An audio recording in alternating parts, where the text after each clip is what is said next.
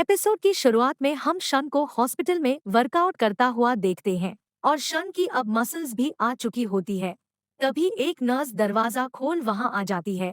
वो शन को वर्कआउट करता हुआ देख शर्मा जाती है और उसकी बॉडी से इम्प्रेस हो जाती है। वो कहती है कि क्या इस पेशेंट की बॉडी पहले भी ऐसी थी। फिर नर्स शन से पूछती है कि क्या आज तुम हॉस्पिटल से डिस्चार्ज होने वाले हो। शन कहता है हाँ। फिर नर्स शर्माते हुए शन से कहती है कि क्या तुम मुझे अपना नंबर दे सकते हो। शन सोचता है कि शायद उन्हें कुछ टेस्ट रिजल्ट्स उसके मोबाइल पर सेंड करने होंगे, इसलिए शन नर्स को अपना नंबर दे देता है। इसके बाद फिर हम शन के घर का सीन देखते हैं, जहां उसकी बहन स्कूल जाने के लिए निकलने ही वाली होती है कि तभी शन नींद से उठकर वहां आ जाता है। वो अपनी बहन को संभल कर स्कूल जाने के लिए कहता है। उसकी बहन शन की बॉडी को देख कहती है कि क्या अभी तुम एक्सरसाइज कर रहे थे। शन कहता है हाँ, थोड़ी बहुत। फिर उसकी बहन शन के सामने खड़ी हो जाती है और कहती है कि तुम्हारी तो हाइट भी पहले से काफी बढ़ गई है। मुझे नहीं लगा था कि लड़कों की हाइट 20 साल के बाद भी बढ़ती है। शन कहता है कि तुम क्या अजीब बातें कर रही हो, चुपचाप स्कूल जाओ और यह अम्ब्रेला ले जाओ। पर उसकी बहन कहती है कि आज तो कोई बारिश नहीं होने वाली। पर शन अम्ब्रेला उसके बैग में रख देता है और वो स्कूल चली जाती है। फिर शन अपने डेली क्वेस्ट को देखता है, जो कि उसने पूरा कर लिया होता है और बस उसमें रनिंग ही बचा होता है, जो शन बाद में करने का सोचता है। फिर शन अपने मसल्स को देखता है और कहता है कि मेरे मसल्स भी काफी बढ़ गए हैं और यह इसलिए हुआ होगा क्योंकि मैंने स्टार्ट पॉइंट से अपनी स्ट्रेंथ बढ़ाई है। मगर शन अब अपनी दूसरी एबिलिटीज को भी बढ़ाने का सोचता है, क्योंकि उसे ज्यादा मस्कुलर नहीं दिखाई देना और बाकी एबिलिटीज भी शन के लिए काफी यूजफुल होती है। फिर काफी सोचने के बाद शन अपनी सेंस और एजिलिटी को बढ़ाता है। इसके बाद फिर शन को एक कॉल आता है। उसे लगता है कि शायद यह गिल्ड से होगा, मगर यह कॉल शन के लैंडलॉर्ड का होता है, जो उसे इस महीने के रेंट के लिए बोलता है। फिर शन कहता है कि अगर मेरी सही में डबल अवेकनिंग हुई है तो मैं आसानी से ज्यादा पैसे कमा पाऊंगा और अगर मैं इसी तरह पावरफुल होता रहा तो मैं कुछ ही समय में एक टॉप रैंक हंटर बन जाऊंगा। शन कहता है कि हंटर्स मॉन्स्टर्स को मारते हैं और पैसा कमाते हैं, और जो हंटर्स ज्यादा एक्सपीरियंस होते हैं और हाई रैंक के होते हैं वो पावरफुल मॉन्स्टर्स को मारकर ज्यादा पैसा कमाते हैं। और शन कहता है कि पावरफुल मॉन्स्टर्स को मारने के लिए आपको एक हाई रैंक डंजन में एंटर करना होगा और आसानी रैंक डंजन और डी रैंक डंजन में काफी कंपटीशन है, जिसकी वजह से वहां जॉब मिलना काफी मुश्किल होता है और गिल्ड भी हम जैसे लो रैंक हंटर्स को कोई जॉब्स नहीं देती है। फिर शन कहता है कि क्या मुझे सबको बता देना चाहिए कि मेरी डबल अवेकनिंग हुई है, जिससे मैं ज्यादा पैसे भी कमा पाऊंगा और काफी फेमस भी हो जाऊंगा। पर अगर मैंने सबको अपनी डबल अवेकनिंग के बारे में बता दिया तो सारे लोग मेरे बारे में बात करना चालू कर देंगे और कुछ बुरे लोग भी मेरे ऊपर नजर रखने लगेंगे। और अगर उनको पता चल गया कि मैं इतना स्ट्रॉन्ग कैसे हो गया हूँ तो काफी बुरा होगा, इसलिए मैं अपनी डबल अवेकनिंग के बारे में किसी को नहीं बता सकता हूँ। फिर शन फोन पर जॉब्स खोजने लगता है और अटैक फोर्स ज्वाइन करने का सोचता है। अटैक फोर्स हंटर्स की तरह ही काम करते हैं और मॉन्स्टर्स को मारते हैं। इसके बाद फिर शन अटैक फोर्स को ज्वाइन करने के लिए पहुंच जाता है। वो लोग शन की रैंक सुन हंसने लगता है और उसका मजाक बनाने लगते हैं और कहते हैं कि यह वही वर्ल्ड फेमस हंटर है ना, जिसको दुनिया का सबसे कमजोर हंटर बोला जाता है, उनका लीडर जिसका नाम हयातो होता है। शन से कहता है कि यह एक सी रैंक डंजन होने वाला है, इसलिए तुम्हें अंदर कोई फाइट करने की जरूरत नहीं है। तुम बस यह मेंबर का फॉर्म साइन कर दो। असल में इस सी रैंक डंजन में 8 मेंबर्स के बिना कोई एंटर नहीं कर सकता, इसलिए उन्होंने शन को, जो कि एक लो रैंक हंटर है, ज्वाइन करने को कहा। फिर शन अपनी सेंस एबिलिटी से देखता है कि उनमें से 4 हंटर्स सी रैंक के हैं और बाकी डी रैंक से कम वाले हंटर्स हैं। तभी एक हंटर जिसने की काफी फ्लैशी इक्विपमेंट्स पहने हुए होते हैं शन से आकर कहता है कि तुम्हें भी मेरी तरह ही यहाँ बुलाया गया है। शन उसके इक्विपमेंट्स देख हैरान हो जाता है। फिर शन हयातो से पूछता है मुझे क्या करना है। वो कहता है कि तुम्हें यहाँ बस हमारा सामान उठाना है। शन उससे एक और सवाल करता है कि क्या हमारे साथ कोई हीलर नहीं होने वाला। लीडर कहता है कि तुम्हें पता है ना, अटैक फोर्स में हीलर्स को लाना कितना मुश्किल होता है, और वैसे भी हम बिना हीलर के ही काम करते हैं। फिर सब लोग डंजन के अंदर एंटर करने लगते हैं। मोराबी शन से कहता है कि फिक्र मत करो, तुम लो रैंक के हो ना, इसलिए मैं तुम्हें प्रोटेक्ट करूंगा। वो लोग डंजन का गेट देख हैरान हो जाते हैं, क्योंकि वो काफी बड़ा होता है। एक हंटर कहता है कि क्या यह सही में एक सी रैंक डंजन ही होने वाला है। शन समझाता है कि डंजन गेट्स का साइज इम्पोर्टेंट नहीं होता, बल्कि गेट के अंदर जो मैजिकल एनर्जी फ्लो हो रही है वो ज्यादा इम्पोर्टेंट होती है, और हंटर्स गिल्ड इस एनर्जी के हिसाब से ही डंजन को रैंक करती है। पर फिर भी ये मेरा पहला सी रैंक डंजन होने वाला है। फिर सारे लोग गेट के अंदर चले जाते हैं। अंदर जाने के बाद शन कहता है कि नॉर्मली लो रैंक हंटर्स ज्यादा पैसा नहीं कमाते, तो फिर इस डी रैंक हंटर के पास इतने अच्छे इक्विपमेंट्स कैसे हैं। फिर शन कहता है कि यह डंजन बाकी डंजन से काफी अलग है, जिनमें मैं पहले जा चुका हूँ। इसके बाद फिर हयातो कहता है कि यहाँ काफी अंधेरा है, और अपने दोस्त कोजी को लाइट बनाने के लिए कहता है। फिर उसका दोस्त वहाँ लाइट क्रिएट कर देता है। वहाँ पर बस कई सारी गुफाएं ही होती है, जो देख बाकी हंटर्स कहने लगते हैं कि यहाँ कोई मॉन्स्टर्स क्यों नहीं है, और ना यहाँ कोई रोशनी है। मोराबी शन से पूछने लगता है कि क्या बिना मॉन्स्टर्स वाले डंजन्स भी होते हैं, पर शन उससे शांत रहने के लिए कहता है, क्योंकि उसे कुछ अजीब आवाजें आ रही होती है। फिर शन फोकस कर उन आवाजों को सुनता है और सोचता है कि यहाँ अंधेरा है, इसका मतलब है कि यहाँ के मॉन्स्टर्स को लाइट पसंद नहीं होगी, और ऐसा नहीं है कि यहाँ कोई मॉन्स्टर्स नहीं है, बस अभी तक हमें वो मॉन्स्टर्स दिखे नहीं है। फिर शन समझ जाता है कि यहाँ ऐसे मॉन्स्टर्स हैं जो अपनी आंखों पर डिपेंड नहीं होते हैं और ग्रुप में ही रहते हैं।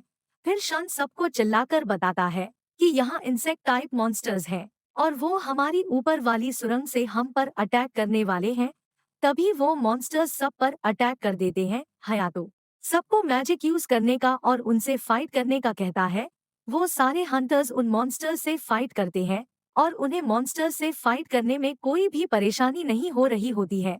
शन सबको फाइट करते हुए देखता है और उनको एनालाइज करता है, और कहता है कि इन सब का कोऑर्डिनेशन और टीम वर्क काफी अच्छा है, और इसीलिए इन्हें किसी हीलर की जरूरत नहीं पड़ती है। शन फिर कहता है, बाकी सारे लोग अपना बेस्ट दे रहे हैं, मगर मैं बस यहाँ उनका सामान लेकर खड़ा हूँ, और वो काफी नाखुश दिखाई देता है। शन मोराबी को देखकर भी कहता है कि यह भले ही अभी एक्सपीरियंस नहीं है, मगर उसके इक्विपमेंट्स उसकी काफी मदद कर रहे हैं मॉन्स्टर से लड़ने में। तभी एक मॉन्स्टर शन की तरफ आता है। शन आसानी से एक किक में उसे मार देता है। सारे मॉन्स्टर्स को मारने के बाद उनका लीडर कहता है कि जल्दी से सारे मैजिक क्रिस्टल्स कलेक्ट कर लो, और हम उन्हें 7 लोगों में बांटने वाले हैं। फिर वो शन के पास जाकर कहता है कि तुम्हें कैसे पता चला कि वो मॉन्स्टर्स ऊपर से आने वाले हैं। शन कहता है, मुझे बस महसूस हुआ था कि वो ऊपर वाली सुरंग से आने वाले हैं। हयातो कहता है कि तुम्हारी सेंसेस शार्प है, और तुम्हारा शुक्रिया हमें उनके बारे में बताने के लिए, पर आगे से इतनी छोटी बातों पर ध्यान देने की कोई जरूरत नहीं है। तभी कोजी हयातो को बुलाता है और उसे मॉन्स्टर के पास दिखाता है, और कहता है कि इन मॉन्स्टर्स को हमने नहीं मारा है, क्योंकि हम तो मैजिक यूज कर रहे थे, और यह घाव किसी तलवार के भी नहीं है। हयातो को लगता है कि यहाँ कोई बड़ा मॉन्स्टर या फिर बॉस मॉन्स्टर है जिसने इन मॉन्स्टर्स को मारा होगा। असल में शन ने उन मॉन्स्टर्स को अपनी किक से मारा होता है। वो लोग बॉस मॉन्स्टर का सोच काफी एक्साइटेड हो जाते हैं और ज्यादा पैसे कमाने का सोचते हैं। शन को उनको ऐसे देख एक बुरी फीलिंग आती है, और वो मोराबी को दूसरे हंटर से चौकन्ना रहने को कहता है। इसके बाद वो लोग बॉस रूम की तरफ आगे बढ़ने लगते हैं। शन कहता है कि यहाँ मेरा काम बस इस सामान को उठाना है, और मैं अभी यहाँ किसी फाइट में भी शामिल नहीं हुआ हूँ, मगर यह लोग मुझे बिना फाइट किए पैसे दे रहे हैं, तो ठीक ही डील है। शन का सिस्टम उसे कई बार वार्निंग दे रहा होता है, लिजर्ड से सावधान रहो, मगर शन को समझ नहीं आता कि लिजर्ड बॉस मॉन्स्टर है या फिर कोई और ही है। इसके बाद वो लोग बॉस मॉन्स्टर के रूम के काफी करीब आ जाते हैं, और वो कई मॉन्स्टर्स को मरा हुआ देखते हैं, जिससे उन्हें समझ आ जाता है कि बॉस मॉन्स्टर कहीं आसपास ही है। फिर हयातो कोजी को रोशनी करने के लिए कहता है, और फिर वो देखते हैं कि कई मॉन्स्टर स्पाइडर के जालों में बंधे हुए हैं, जिससे सब लोग हैरान हो जाते हैं और उन्हें बॉस रूम भी मिल जाता है। फिर वो लोग बॉस रूम के अंदर जाते हैं। अंदर आते ही वो लोग हैरान हो जाते हैं क्योंकि वहाँ कई सारे मैजिक क्रिस्टल्स होते हैं। एक हंटर कहता है कि आज हमारा जैकपॉट लग गया है और कोजी कहता है कि इनकी कीमत मॉन्स्टर्स वाले मैजिकल क्रिस्टल से कम है, मगर यह यहाँ इतने सारे हैं कि हम इन्हें बेचकर काफी ज्यादा पैसे कमा सकते हैं और इनकी कीमत 1 बिलियन के आसपास होने वाली है। तभी एक हंटर हयातो से कहता है कि इतने ज्यादा पैसे कमाने के बाद तो तुम्हारा छोटा भाई भी तुमसे काफी जेलस होने वाला है। असल में हयातो का छोटा भाई एक हाई रैंक हंटर है और वो ज्यादा पैसों के लिए अमेरिका चला गया और वहाँ डंजन्स में एंटर कर रहा है। फिर हयातो मैजिकल क्रिस्टल्स को देखकर कहता है कि मेरे छोटे भाई ने मुझे कभी अपना भाई नहीं माना क्योंकि वो एक हाई रैंक हंटर है, मगर अब मैं इन सब क्रिस्टल्स से पैसे कमाकर उसे दिखा दूंगा कि मैं भी काफी कामयाब हंटर हूँ। फिर मोराबी शन से उसका कॉन्ट्रैक्ट मांगता है, चेक करने के लिए कि आखिर उसमें क्या लिखा है। मोराबी हयातो को कॉन्ट्रैक्ट दिखाकर पूछता है कि शन के इस कॉन्ट्रैक्ट में लिखा है कि उसे बस मॉन्स्टर्स को मारने के बाद जो मैजिक क्रिस्टल्स मिलते हैं वही उसे बराबर बांटे जाएंगे, मगर उसमें यह नहीं लिखा कि क्रिस्टल्स के अलावा डंजन में मिली कोई और कीमती चीज उसे मिलेगी। मतलब इन मैजिकल क्रिस्टल्स में से शन को कुछ भी नहीं मिलने वाला। हयातो कहता है क्यों नहीं, हम शन को भी इन क्रिस्टल्स का बराबर शेयर देंगे, मगर वो लोग काफी कुछ छुपा रहे होते हैं। फिर सब लोग ऊपर डंजन के बॉस को देखते हैं जो कि फिलहाल सो रहा होता है। लीडर कहता है कि हमें बॉस को मारने से पहले यहाँ के मैजिकल क्रिस्टल्स निकालने होंगे और डंजन से बाहर लेकर जाने होंगे, क्योंकि बॉस को मारने के बाद काफी जल्दी से डंजन का गेट बंद हो जाता है। हयातो फिर अपने दोस्त से पूछता है कि क्या तुम वो इक्विपमेंट्स लाए हो जो मैंने तुम्हें लाने को कहा था। वो कहता है नहीं, किसे लगा था कि हमें यहाँ इतने सारे मैजिकल क्रिस्टल्स मिलेंगे और हमें उन इक्विपमेंट्स की जरूरत पड़ेगी। फिर वो लोग शन और उस हंटर को बॉस रूम में छोड़ वो इक्विपमेंट्स लेने जाने लगते हैं। मोराबी उनसे कहता है, हम भला इस बॉस मॉन्स्टर के रूम में कैसे रह सकते हैं। हयातो कहता है, तुम्हें डरने की कोई जरूरत नहीं है क्योंकि बॉस मॉन्स्टर सो रहा है और हम लोग काफी जल्दी माइनिंग गियर लेकर वापस आ जाएंगे। फिर हयातो बाकी हंटर्स को अपने साथ लेकर वहां से जाने लगता है।